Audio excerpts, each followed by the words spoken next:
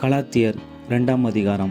14 வருஷம் சென்ற பின்பு நான் தீத்துவை கூட்டிக் கொண்டு பர்னபாவுடனே கூட மறுபடியும் எருசலேமுக்கு போனேன்.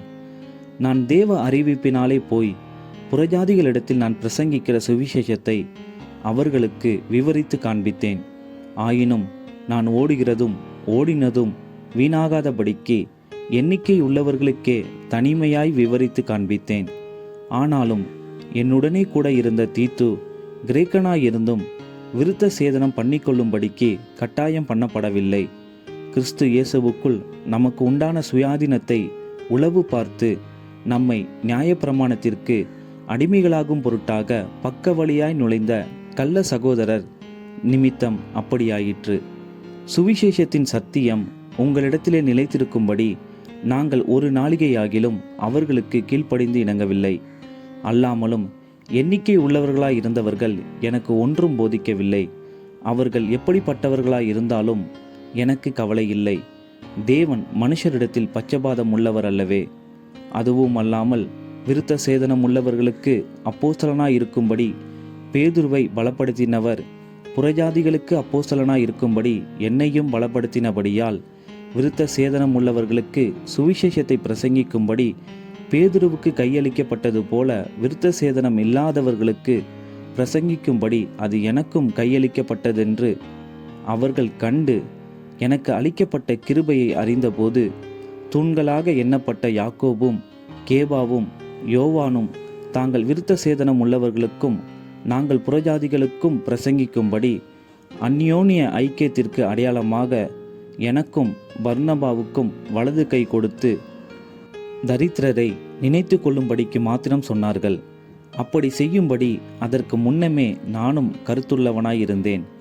மேலும் பேதுரு அந்தியோகியாவுக்கு வந்தபோது அவன் மேல் குற்றம் சுமந்ததினால் நான் முகமுகமாய் அவனோடே எதிர்த்தேன். எப்படியெனில் யாக்கோப்பினிடத்திலிருந்து சிலர் வருகிறதற்கு முன்னே அவன் புறஜாதியாருடனே சாப்பிட்டான். அவர்கள் வந்தபோதோ விருத்த சேதனம் உள்ளவர்களுக்கு பயந்து விலகி பிரிந்தான். மற்ற யூதரும் அவனுடனே கூட மாயம் பண்ணினார்கள்.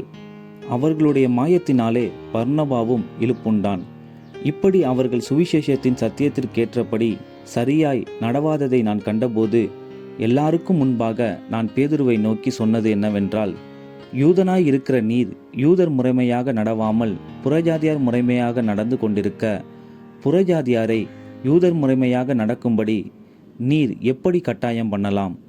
புறஜாதியாரில் பிறந்த பாவிகளாயிராமல் சுபாவத்தின்படி யூதராயிருக்கிற நாமும் இயேசு கிறிஸ்துவை பற்றும் விசுவாசத்தினாலே அன்றி நியாயப்பிரமாணத்தின் கிரியைகளினாலே மனுஷன் நீதிமானாக்கப்படுவதில்லை என்று அறிந்து நியாயப்பிரமாணத்தின் கிரியைகளினால் அல்ல கிறிஸ்துவை பற்றும் விசுவாசத்தினாலே நீதிமான்களாக்கப்படும்படிக்கு கிறிஸ்து இயேசுவின் மேல் விசுவாசிகளானோம்.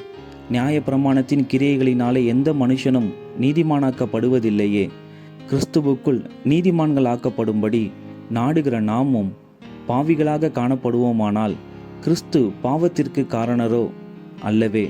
நான் இடித்து போட்டவைகளையே நான் மறுபடியும் கட்டினால் பிரமாணத்தை மீறுகிறவன் என்று காணப்படுவேன்.